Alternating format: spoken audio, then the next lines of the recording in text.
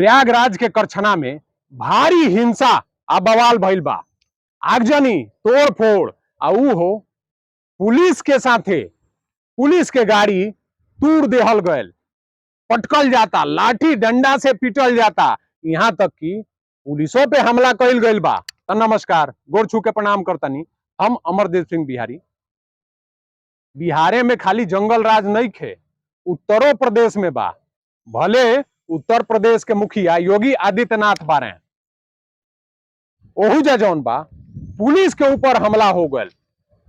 पूरा जौन बा प्रयागराज के माहौल एकदम खराब करे के कोशिश हो गल बा। ये समय आई करत के बा भीम आर्मी पार्टी के जौन बा नया लड़का जौना के मूछो नहीं खेजामल कार्यकर्ता भइल बारे स, ओकर संस्थापक चंद्रशेखर रावण बारे, जौन अबही नगीना सीट से बिजनौर के जीत के आ लोकसभा में गईले हैं। उनकर भाषा तो सब केहू सुनले बा। वो हमेशा माने उदंड भाषा के उपयोग करेले। तो उनकर पार्टी के ई जौन कार्यकर्ता बारे ऊ कैसे ना करी हैं भाई। जब ओकनी के मिठवे जौन बा सरदार एगो बोलता तो ऊ तो अपने आप में जौन बा सीना चौड़ा क लेता रहे सब। प्रयागराज के करछना में एगो दलित के हत्या भइल रहला 2.5 महीना पहले 13 अप्रैल के। तो 2.5 महीना बाद चंद्रशेखर रावण के याद आयल हो कि ओ दलित पीड़ित परिवार से हमरा मिले के बा। आई गईले तो बवाल के नाते भाई पुलिस के अपन सुरक्षा व्यवस्था बा, सुरक्षा दृष्टि के नाते चंद्रशेखर रावण के सर्किट हाउस में रोक दिहल गयल। ओकरा बाद का चंद्रशेखर रावण वही जैसे एगो वीडियो बना दिले आ वायरल कर दिले ट्विटर पे, सोशल मीडिया पे, कि हमको जो है डिटेन कर लिया गया है, यहाँ अरेस्ट कर लिया गया है। अब का करछना में जौन उनकर कार्यकर्ता उनके स्वागत खातिर आस लगा के बैठल रहे हैं सब, वो पूरा हिंसक हो गए सब। पुलिस के गाड़ी के तोड़ फोड़, पुलिस के ऊपर जौन बा पथराव, ऐसा रूप आउ कार्यकर्ता पूरा वीडियो में लौकता रहे। ओकनी के गिन गिन के जौन बा पुलिस उठैले बिया आ सब कौनो के ऊपर इनेसे लागल बा। सोचा लो देश द्रोह के मुकदमा।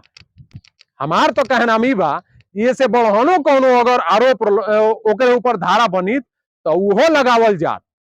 बताओ हई नयका नयका लइका आज ऊ चल तो गईले से अंदर, लेकिन ओकनी के माई बाप के का दशा होत हुई। कौनो मुखिया पार्टी के आह्वान कर देता, आई जौन बा कार्यकर्ता बारे टूट पड़ता रहे। ई नइखन सोचत जे ऊ तो जौन बा रुपया पैसा शोहरत सब बन गयल बा, नेता बन गयल, लेकिन काल के तोहन लोग के का दशा रही आ आज का दशा बा।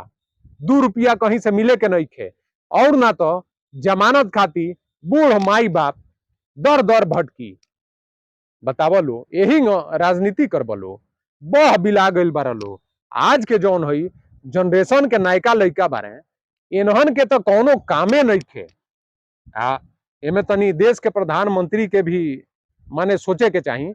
अपन देश बहुत ही बुरा स्थिति से गुजरता, काहे कि बिल्कुल रोजगार है नहीं खे अपने देश में। आखिर लइके जास कहाँ। इहो जौन बा माने शॉर्ट टाइम में पैसा कमाइल चाहता रहे तो घुस जाता रहे कोनो पार्टी के नेता के चक्कर में, कार्यकर्ता बन जाता रहे। ओकरा बाद का लाठी डंडा खाता रहे। अब हई जौन हिंसक घटना प्रयागराज में भइल ह, ओकरा बाद तो चंद्रशेखर रावण के ऊपर मुकदमा चलावे के चाहिए। काहे कि इनके जौन बा सारा षड्यंत्र रहल जे आज उ करछना में इतना हिंसक घटना भइल। बताओ पुलिस के ऊपर पथराव। अब वीडियो देखलो मने गाड़ी के ऐसे तोड़ल जाता पुलिस के, जैसे बुझाता जे कोनो खिलौना तोड़ल जाता। मन इतना घमंड। दलित भारत और तहरा देह में डर भय पूरा खत्म हो गल बा। ऐसे योगी आदित्यनाथ के कड़ा फैसला लेवे के चाहिए। आ ओह लइकन के ऊपर तो ठीक बा, एने से लाग गल, गिरफ्तारियों हो गल। ओकरा साथे साथे भीम आर्मी के संस्थापक आ लोकसभा सदस्य चंद्रशेखर रावण के ऊपर भी यह मुकदमा लागे के चाहिए। आ MP MLA कोर्ट में जल्दी तारीख लेके इनकर लोकसभा भी सदस्यता खत्म कर देवे के चाही, तब जाके ऐसा जातिवाद के नेतन के कुछ सीख मिली। ऐसा घटना करे से पहले 100 बार सोची हैं। तो भाई लोगन यह विषय पे का सोचता रहो, कमेंट करके अपन राय जरूर दी हो। आ वीडियो के ज्यादा से ज्यादा लाइक करी हलो, शेयर करी हलो, साथ में चैनल के सब्सक्राइब जरूर करी हलो, आ साथ में अपन आशीर्वादवा तनी बनैले रहलो हे कपरवा पे, ताकि हमहू तनी कुछ तरक्की करी। तो बोलो बिहार की जय।